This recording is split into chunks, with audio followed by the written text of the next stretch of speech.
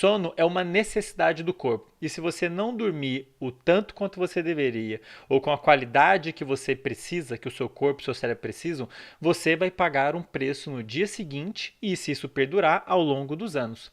Só para dar uma ideia aqui dos problemas que você vai ter que lidar se você não dormir bem, trouxe aqui uma listinha para ilustrar para vocês. No dia seguinte, se você dormir mal hoje, dormiu mal essa noite, hoje você vai ter os seguintes sintomas. Você vai ficar com humor deprimido, vai ficar meio para baixo, meio mal-humorado, vai tender a ficar desmotivado.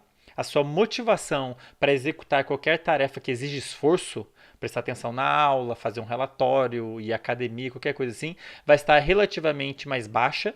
Vou falar mais um pouquinho sobre isso mais para frente. Você vai tender a se sentir um pouco mais ansioso. Sim, falta de sono gera ansiedade. E o problema é que a ansiedade, como eu vou falar mais no finalzinho e no próximo episódio, gera falta de sono, atrapalha o sono, né? Então isso pode entrar num ciclo vicioso. Você vai ter um sintoma que todo mundo já conhece muito bem, que é déficit de atenção. Sua capacidade de controlar a atenção, de ter foco, concentração, vai ficar muito prejudicada se você dormir menos do que deveria ou com uma qualidade pior do que você precisa, seu cérebro e seu corpo precisam. Você vai tender a ficar mais impulsivo, mais agressivo, então você fica mais reativo, né? Então a pessoa que dormiu mal, ela fica mais nervosinha, né? É mais fácil ela ter um comportamento agressivo, impulsivo, inclusive do ponto de vista alimentar, né? O comportamento alimentar muda muito. A tendência é a pessoa querer alimentos mais ricos em carboidrato e em gordura, ela tende a sentir um pouco mais de fome, então praticamente a sua vida inteira fica afetada pelo fato de você não estar dormindo tanto quanto você deveria. Inclusive, queria já aproveitar e lançar um desafio aqui para vocês, para esse episódio e para o próximo episódio. Eu desafio você que está aí me assistindo ou me ouvindo, e eu peço para vocês colocarem aí nos comentários, seja lá, mandar em algum lugar aí para mim a resposta desse desafio. Eu desafio você a encontrar um aspecto que não seja afetado pelo sono. Manda brasa. Eu duvido que vocês vão encontrar um único aspecto que não seja afetado pelo sono. Pode pensar o que você quiser. Ah, como eu como comida, como eu tomo decisões, como eu lido com a minha namorada, meu namorado, como eu lido com meus pais, como eu lido com os estudos. Qualquer aspecto da vida que você queira falar aí, pessoal, profissional, de saúde, claro, eu duvido vocês encontrarem um aspecto que não seja afetado pelo sono. E eu falo isso com segurança porque não é o Andrei falando, é o Andrei neurocientista que leu dezenas de trabalhos mostrando que sem sono você vai pagar um preço em todos os aspectos da sua vida. Beleza? Mas vamos lá, pessoal. Vamos falar um pouquinho de sono. Pensa aí, se é que você já não pensou, né? O que é o sono para você? O que é dormir para você? Muita gente acha que é perda de tempo. Falar, eu vou deixar para dormir quando morrer. Te garanto que se você deixar para dormir, se você deixar de dormir do jeito que deveria, você vai morrer mais cedo mesmo. E, de novo, tem evidências científicas para isso, de epidemiologia. Pessoas que dormem menos do que o necessário, em quantidade e qualidade, ou muito mais do que o normal, a chance delas morrerem é maior. O risco delas morrerem por qualquer morte, acidente de carro, por causa de uma doença, é maior. Aliás, inclusive, esqueci de comentar um dado importante agora há pouco, né? É, aqueles sintomas que eu listei acontecem no dia seguinte, mas se você fica dormindo mal, ou menos que deveria ao longo dos anos, você se predispõe a uma série de doenças crônicas. Metabolismo, cardiovascular, ataque cardíaco, diabetes e no cérebro doenças, inclusive doenças neurodegenerativas. Você dormir menos do que deveria te predispõe a ter morte de neurônio e desenvolver uma doença como a doença de Alzheimer.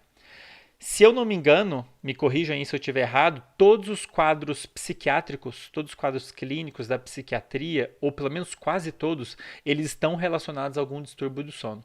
Ou a pessoa tem um distúrbio de sono antes, relacionado ao início da doença, ou durante a doença, ou depois. Então o sono está muito relacionado à saúde e não é perda de tempo. Ok? Como eu falei, né? Tô apontando para cá porque minha cama tá para cá, beleza? Como eu falei, muita gente acha que o sono é um processo passivo, que a gente deita ali e não faz nada. E parece, né? Se você olhar, uma pessoa fica parada mexe de vez em quando só, parece que não está acontecendo nada, mas na verdade é um processo super ativo. Se a gente for olhar o cérebro da pessoa, tem vários processos acontecendo numa complexidade super bonita. A pessoa está inconsciente, né? Claro, mas tem muita coisa acontecendo ali no cérebro dela. É um processo ativo que tem grande gasto de energia, inclusive. Então não é simplesmente desligar o sistema e deixar a bateria recarregar. Vai muito além disso, pessoal, tá? Se você parar para pensar, em torno de 1/3 da sua vida você deveria estar dormindo. Então, das 24 horas que o nosso dia tem, nós adultos pelo menos, né, a quantidade de sono varia de acordo com a idade. Mas em adultos você precisa de algo em torno de 8 horas. Então, 1/3 do dia você deve estar dormindo. E tem que ser assim, pessoal. Todos os animais que a gente tem notícia, que a gente já estudou, eles dormem. Eles passam por algum processo que seria equivalente ao sono, onde você tem uma mudança do padrão de atividade do sistema nervoso, mudança acontecendo no corpo e tudo mais. 1/3 da vida a gente passa dormindo. E esse processo todo que acontece durante o sono, ele tem várias funções que a gente vem compreendendo cada vez mais. Aliás, sono é um dos temas que já é um, quem me acompanha nas redes sociais sabe, é um dos temas que mais me fascina. Por dois motivos. Primeiro, porque ele tem uma série de mistérios por trás dele ainda. A gente sabe muito sobre o sono, mas tem muita coisa que a gente não sabe ainda direito, né? A gente já conhece muitas funções, mas tem muitas que a gente não conhece muito bem.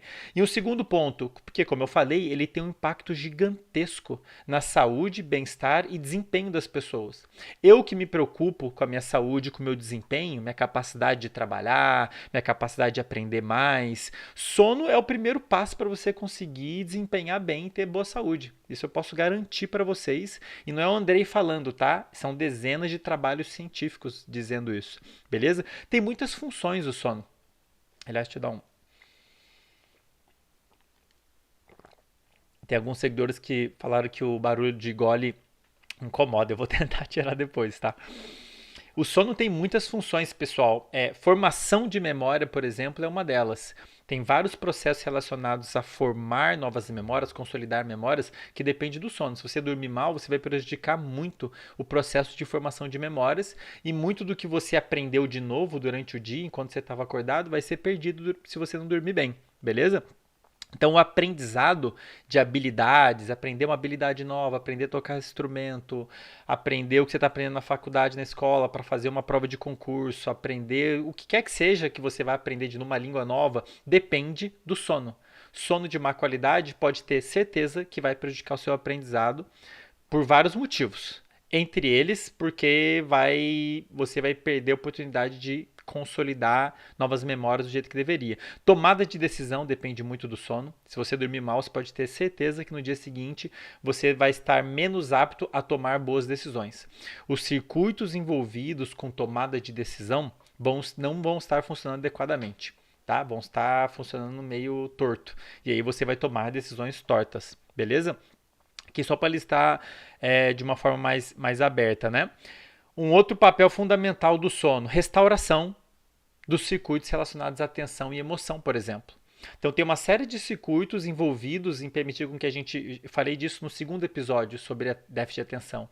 Circuitos envolvidos em controlar a nossa atenção, foco atencional do lado de fora, focado em alguma coisa, do lado de dentro, ou prestando atenção em alguma outra coisa. E a gente tem um controle sobre isso. A gente consegue focar nossa atenção em alguma coisa que é importante pra gente, como eu espero que vocês estejam fazendo agora, me assistindo, me ouvindo, vocês estão prestando atenção no que eu estou falando, ao mesmo tempo que você ignora outros barulhos, suprime outros barulhos, né? Isso que é foco atencional. E esse processo, essa função fica muito prejudicada se você dormir mal. Os circuitos envolvidos com o controle atencional, eles precisam ser restaurados durante o sono.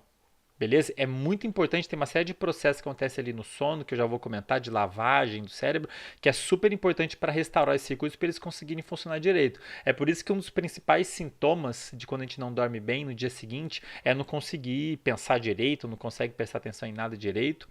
E restauração, dentro desse pacote de restauração, queria destacar também, estou dando só alguns exemplos, tá? Não vou falar de tudo, porque de fato o sono tem várias funções, né? Restauração dos circuitos relacionados a controle emocional. Então você pode saber que no dia seguinte, se você não dormir muito bem, você vai ter uma menor capacidade de autocontrole emocional. Esse é um dos motivos pelo qual a gente tende a ficar um pouco mais ansioso, você tende a ter os sistemas relacionados à resposta de estresse, por exemplo, ansiedade e estresse, eles ficam hiperativados. Então, isso porque durante o sono, uma das funções deles é você restaurar o controle desses circuitos, dessas respostas emocionais. Você faz uma espécie de calibração, calibrar, sabe? Calibrar, deixar ali, ajustar os ponteirinhos dos circuitos envolvidos com esse tipo de resposta a estresse. E se você não dorme, não passa por certos estágios do sono adequadamente, esses circuitos ficam descalibrados e não vão responder adequadamente no dia seguinte. Então a pessoa fica impulsiva, déficit de atenção. Esses processos todos que deixam de acontecer se você dormir mal explicam os sintomas do dia seguinte que eu comentei: desmotivação, humor deprimido, déficit de atenção, ansiedade, impulsividade, larica, né? Comportamento alimentar diferenciado, beleza? E como eu falei, sono é uma necessidade, não é opcional. Se você ficar sem dormir, você morre tão rápido quanto você iria morrer se você ficasse sem comer, beleza? E aqui só para ilustrar, né? Então, sono tem muitas funções, entre elas memória e aprendizado, e restauração de circuitos envolvidos com controle atencional e com emoções de um modo geral, beleza? A gente precisa passar pelo sono para a gente ter esses circuitos funcionando direitinho e para ter o processo de aprendizado acontecendo adequadamente. Senão, nada disso vai funcionar direito, beleza?